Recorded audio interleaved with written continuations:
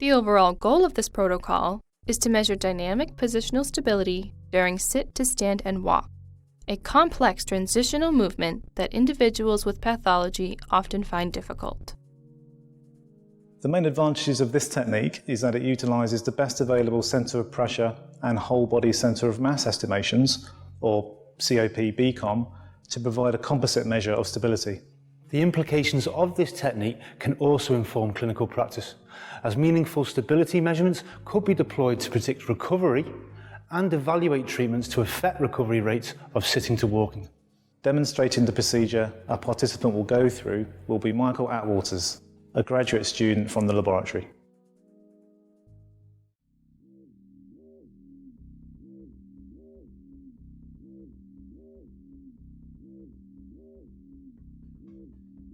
Begin by opening the proprietary tracking software on the computer.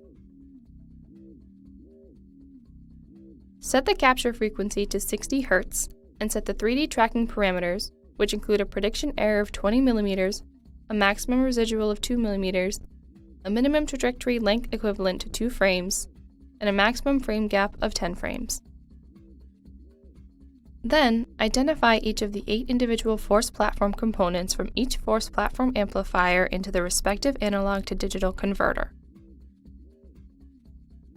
Ensure all predetermined calibration settings from each force platform, scaling factors, and analog channels have been specified.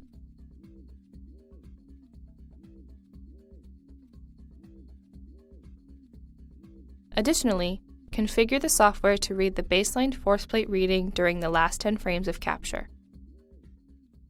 Select a multiple